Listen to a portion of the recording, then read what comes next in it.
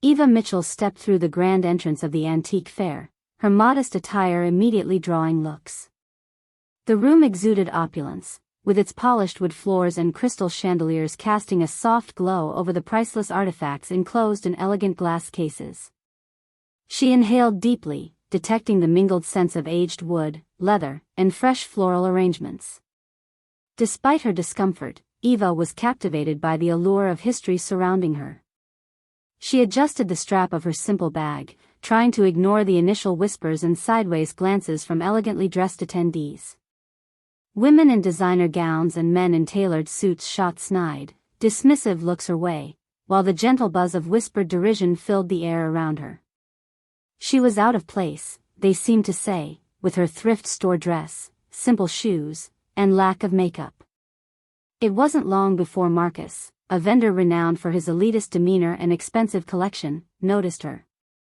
His sharp eyes ran over her figure, lingering on her worn shoes and unembellished dress, unmistakable judgment in his gaze. Even as he resumed conversation with his wealthy clients, Eva could feel his suspicion in the brief glances he cast her way. Nearby, a few collectors chuckled aloud, their murmured comments about charity cases and staff members getting lost echoing in Eva's ears. She tried to focus on the displays, determined not to let their voices undermine her purpose here. But the laughter that followed each remark pricked at her confidence, her cheeks flushing as she moved deeper into the fair. She felt like an outsider, each step a reminder of the gulf between the world she had entered and the simple life she was accustomed to. The scrutiny of the room weighed heavily on Eva as she ambled through the fair. Her attention shifted from the stairs to a display case featuring an array of Victorian jewelry. A particular piece, a locket etched with ornate swirls, caught her eye, enticing her with its intricate design. As she studied the locket, fingers hovering just above the glass, Marcus appeared at her side. His professional smile didn't reach his eyes. "Can I help you find something?" he asked, his tone laced with condescension. "Or are you just wandering?" Eva offered him a polite smile. "I'm here to enjoy the fair. I have a deep appreciation for antiques, and this locket, it's beautiful. Could you tell me more about it?" Marcus raised an eyebrow, seemingly amused by her interest. "This piece isn't for casual browsing," he replied curtly. "It requires a discerning eye and understanding, traits often absent in those unfamiliar with such items." The way his eyes skimmed over her, dismissing her before she could properly explain, stung. Despite the tightness in her chest, Eva held her ground. "I'm genuinely interested in learning," she said evenly, "especially about this locket." The vendor's lips twisted into a smug smile. It's inappropriate to waste everyone's time with naive inquiries when there are buyers who truly appreciate such craftsmanship. He placed his hand on the display case, casually preventing her from getting a closer look. The disdain in his voice was impossible to miss. Onlookers began to gather, their eyes flicking between Marcus and Eva. Whispers spread among them, accompanied by knowing glances and cruel smiles. The humiliation was palpable, and it was hard for Eva to maintain her composure as people started filming the interaction, their laughter ringing in her ears. Eva forced herself to stay calm, though her cheeks flushed with a mixture of embarrassment and anger. She was aware that each patron was watching her, expecting her to crumble, to back away. She felt her confidence wavering but resisted the urge to flee. Instead, she took a deep breath, determined to remain dignified even in the face of such blatant disrespect. "Look," Marcus continued, his voice faux professional, "I'm sure you mean well, but this isn't the place to indulge in window shopping. This is a serious event for serious collectors." His eyes darted briefly to the growing crowd, enjoying their attention and confident in his assumption that they shared his sentiments. He had turned her into a spectacle. Nearby, a woman in a designer dress whispered loudly to her companion, if she wanted to see something pretty, she should have gone to a gallery. They both laughed, the sound piercing through Eva's defenses, making her feel small and unworthy. Marcus clasped his hands together, his decision already made. "I think it's best if we let you browse less sensitive items, don't you agree?" A lady with your approach might find our introductory brochures more suitable. A murmur of agreement rippled through the onlookers, further mockery veiled in their nods. Eva swallowed hard, her heart pounding. Despite her resolve, she couldn't help the feeling of inadequacy creeping in, eroding the excitement she'd brought with her when she first entered the fair. Seeing no sign of empathy or justice from the crowd, Marcus motioned discreetly to a security guard positioned by the entrance. His message was clear: escort the distraction out quietly. As the guard approached, every set of eyes followed Eva, recording and remembering this moment. For them, it was just another tale of a pretender overstepping. For Eva, it was everything she had feared when she stepped into such an exclusive environment.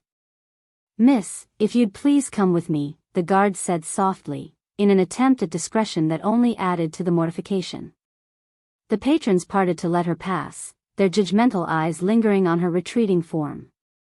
As Eva allowed herself to be guided away, her cheeks burned with hot shame, not just from Marcus's words but from the collective silence of everyone who had witnessed the exchange. They all saw it, they all knew it, and not one had lifted a finger or voiced a word to defend her. At the exit, the guard let her go, offering a half-hearted, "Hope it doesn't discourage you," as if he truly believed in the empty reassurance. As the heavy door closed behind her, the isolation of the hallway outside made her pause, leaning against the wall to steady her breathing. Each breath calmed her racing heart while she contemplated the brief but cutting experience. To the guests who remained behind, it was as if nothing had happened. Marcus returned to his booth, pride in the line drawn to protect the sanctity of his antiques, while attendees resumed their mingling, assured of a shared superiority that kept the line between worthy collector and unwelcome intruder clear and sharp. The fair's elegant atmosphere encapsulated them once more, turning Eva's presence into nothing more than a quickly fading whisper of discord. But for Eva, it was a pivotal moment, an encounter that bore the sting of icy assumptions and exclusion, challenging her to grapple with a world that judged her at a glance. She knew she would walk back out there, resolved and proud, her love for antiques unchanged, her spirit unbroken despite their attempts to suppress it. Little did they know that the fair's most significant learning was about to unfold, rendering their judgments as antiquated as the trinkets they prized. In the secluded space behind his booth, Marcus relished his small victory, recounting Eva's exit to a group of colleagues who shared his disdain for the perceived unworthy. "You have to maintain standards," he was saying with an air of self-congratulation. "People think they can just stroll in and pretend they belong, but it's crucial to protect the integrity of events like these." His companions nodded in agreement, sharing tales of other supposed imposters they had previously escorted out. The fair continued with undiminished splendor. Conversations and the clinking of glasses filled the room as the guests gravitated back to their admired displays. For Marcus, it was business as usual, and he felt reassured having preserved what he perceived as the sanctity of this exclusive gathering. He was blind to the narrowness of his vision, oblivious to the cracks his judgment was casting through the veneer of the event's elegance. Meanwhile, Eva found herself standing alone outside the main exhibition room. Her heart still raced, but the fresh air of the corridor brought a calming solace. The imposing grandeur of the hall had been exchanged for a quiet reflection, where her disappointment battled against the indignation ignited by Marcus's rudeness. Despite the blow to her confidence, deep within, Eva understood that the worth of the fair was defined not by its opulent setting but by her lifelong passion for the histories each artifact told. As she composed herself, adjusting the strap on her bag and smoothing the wrinkles in her dress, Eva was approached by a man wearing an elegant suit with the fair's insignia pinned to his breast pocket.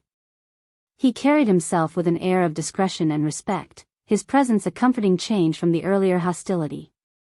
"Ms. Mitchell?" he inquired gently, verifying her identity. "Yes," she replied, curiosity peeking through her lingering frustration.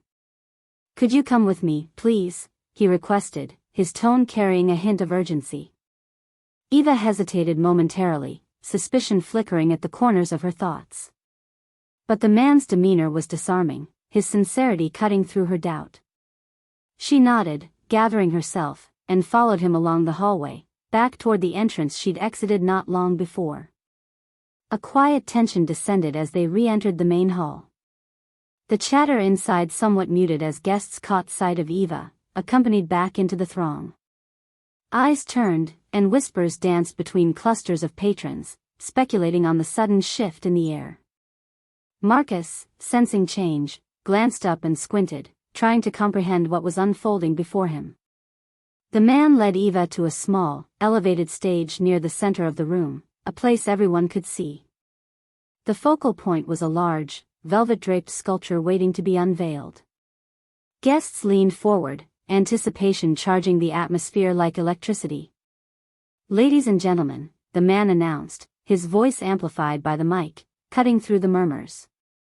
"It is my great pleasure to introduce you to a special guest, one of the foremost authorities on Victorian antiques and the artist behind the restoration of our main exhibit, Ms. Eva Mitchell." The room fell silent, and every gaze solidified on Eva, transforming her once again from an outcast into a figure of respect and admiration. Stunned expressions were mirrored throughout the gathering as minds registered this truth. Marcus felt a chill creeping up his spine, his earlier bravado vanishing as his world tilted. The brilliant smile that had graced his face twisted into disbelief, masking a flush of embarrassment as his mistake crystallized with painful clarity. The suspense intensified as Eva stood poised before the assembled guests, the velvet curtain drawn back to reveal the exquisite collection she had curated, an array of restored Victorian jewelry including the very locket that had drawn her initial interest. She watched the reveal as if through the eyes of an entirely different woman than the one who had first faced their judgment. Whispers rumbled through the crowd, a wave of recognition building. Conversations shifted, transforming previously cruel appraisals into apologetic murmurs and attempts to reclaim dignity from misplaced assumptions.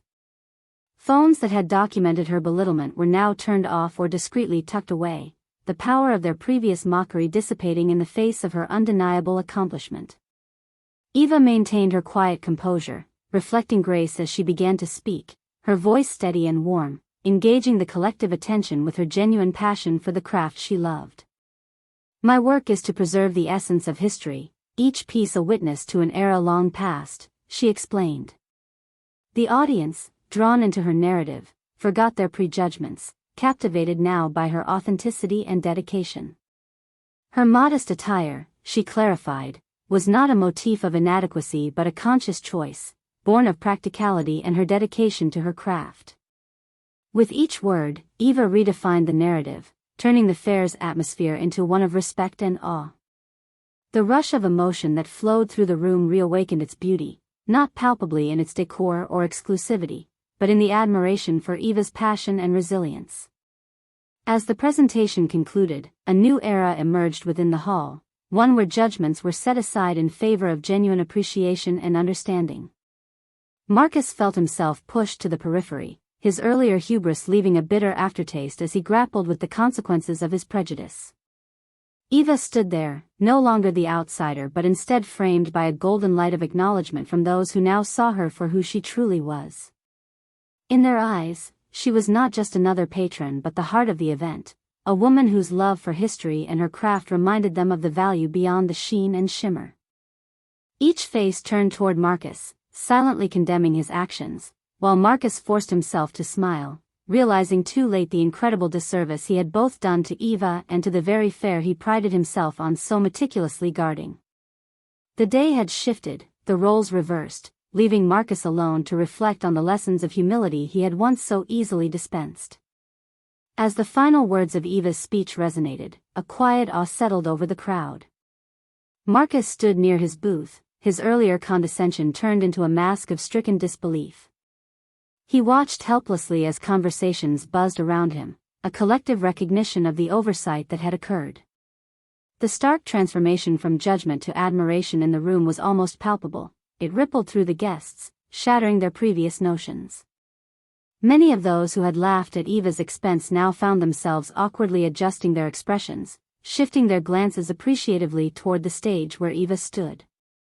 The air crackled with a sense of something learned, an enlightenment that left their earlier derision hanging in stark contrast. One by one, people gravitated toward her. Collectors and connoisseurs began to swarm the exhibit, eager to see the intricate pieces she had restored. They spoke in hushed tones, their admiration for the craft evident.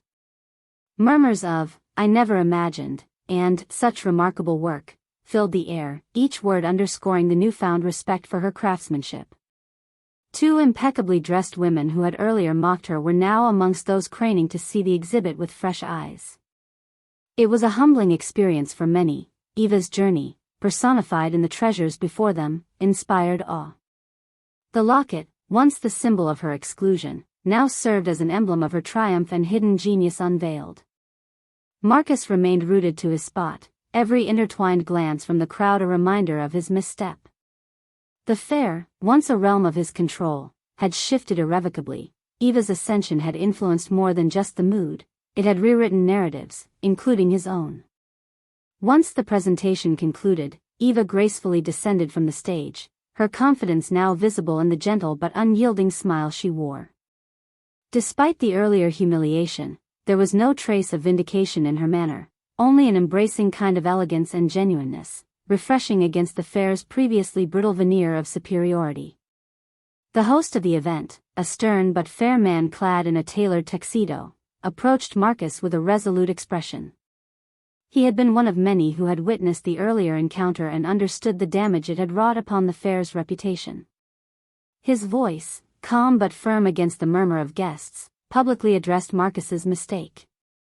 This event stands not only for celebrating history through antiques but for upholding respect and genuine curiosity, he stated.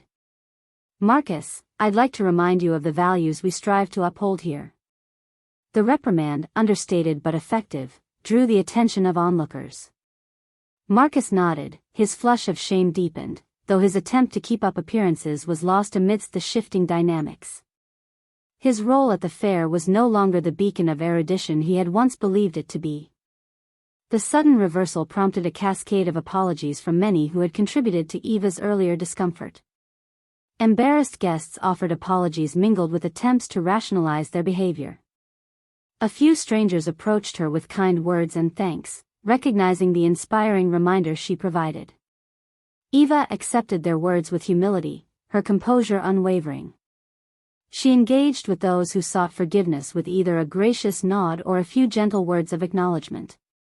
The fair, under her influence, had evolved, a place less about exclusion and more about shared reverence and learning. Among the guests, many began to reconsider not just their previous appraisals of Eva, but also the superficial judgments that pervaded such gatherings, often clouding genuine appreciation for artistry. Conversations began to shift, focusing more on the history and stories behind each piece, a movement sparked solely by Eva's unexpected illumination of those values. Toward the latter part of the afternoon, whispers spread that Marcus's reputation had taken a visible hit among patrons and vendors alike. His booth, which once attracted attention and admiration, now stood quieter, a testament to the rapid shift caused by Eva's understated yet profound impact. A well-dressed couple, who had been among the fervent admirers of Marcus's collection, now approached Eva near her exhibit. "We had no idea of the intricacies behind these pieces," the woman said, gesturing toward the display with a newfound sense of wonder. "Thank you for showcasing them, and us, to what truly matters." "That's the beauty of these objects," Eva replied warmly, "they carry stories we don't see at first. I'm glad I could share a part of their history with you." The fair, initially fueled by prestige, had rediscovered an energy centered on appreciation and curiosity, a refreshing contrast to the seasonal pomp it typically embraced. Attendees moved more freely, their discussions embodying a heightened sense of inquiry and respect catalyzed by the day's events. Through it all, Eva held firm in her modest presence, a beacon of dedication amidst a landscape altered by her quiet strength. Her true essence had shone, eclipsing prejudice with authenticity, transforming encounters, and inspiring re-evaluations of values among those gathered. The weight of her work and the splendor of her character now lit pathways for curiosity far beyond mere appearances. As guests filed out, embracing the day's newfound humility and insights, Marcus lingered at the sidelines. Shadows of regret weighted his posture. Formerly powerful in the realm of antiques, he now found himself on the cusp of reflection, prompted to question the judgments he had once considered innate truths. For those who had attended the fair, it was a day to remember, a gathering where perceptions shifted, creating enduring ripples of inclusivity reaching beyond the celebration of antiquities, enveloped within a narrative larger than any singular relic. And at its center stood Eva, not merely a curator of the old but a harbinger of a new and timeless appreciation. The echoes of the day reverberated subtly through the expansive halls of the antique fair, a living testament to the transformative power of Eva's revelation. As the sun began its descent outside, casting the grand hall in hues of gold and shadow, the atmosphere within remained charged with the hum of changed perceptions and newfound respect. As the event began winding down, the fair's host made his way to the stage once more, commanding a gradual hush among the guests. With calm authority, he addressed the patrons, once again acknowledging the day's events and subtly referencing the lessons learned through Eva's unexpected yet profound impact. His demeanor was one of quiet determination as he nodded toward Eva, publicly commending her for her contributions and the grace with which she navigated the earlier challenges. This acknowledgement sealed the shift in tone for the day, leaving an indelible mark on the crowd's consciousness. For the host, it was a decisive moment, a reinforcement of the values and integrity that the fair, at its core, aspired to represent. As his words concluded, a ripple of applause greeted Eva, a genuine recognition now replacing the earlier skepticism.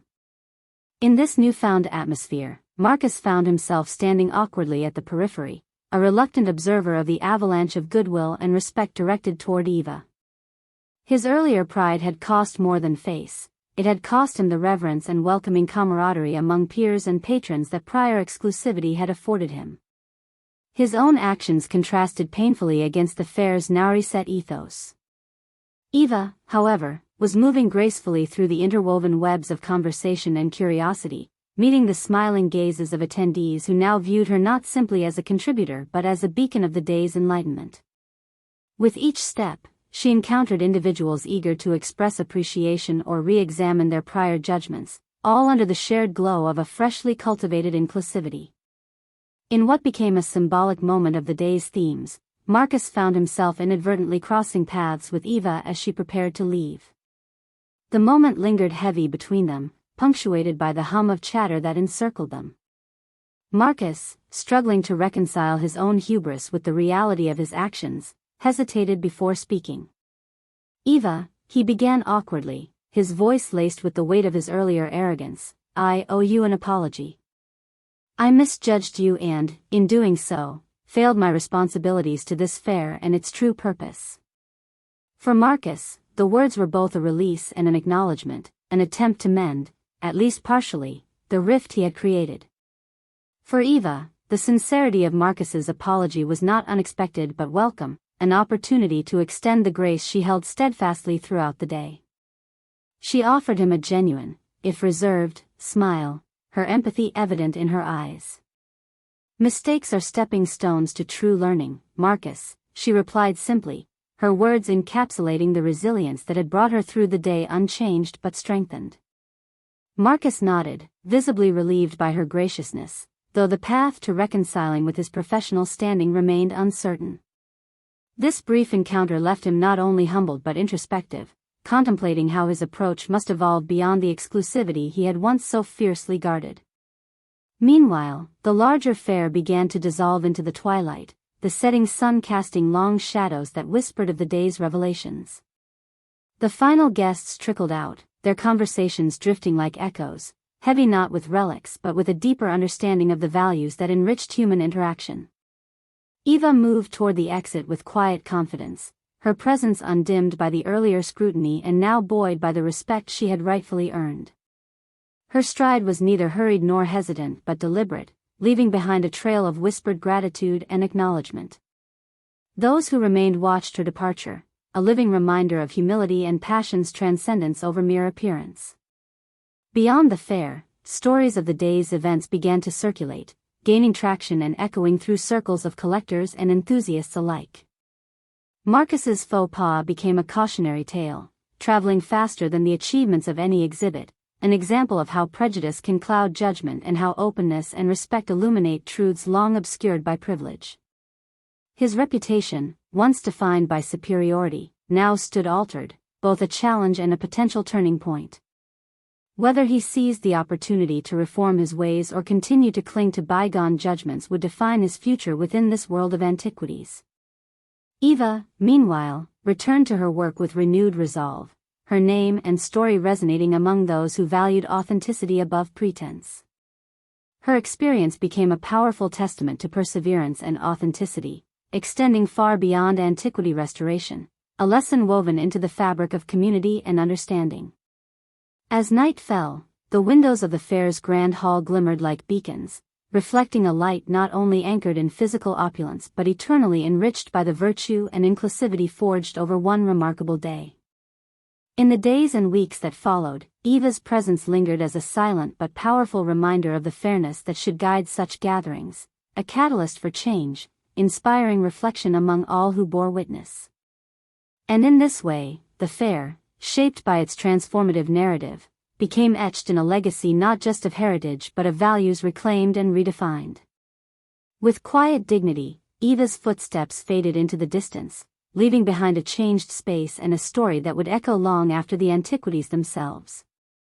The power of one day, one humble presence, a living testament to the change of hearts and minds on the path toward genuine appreciation.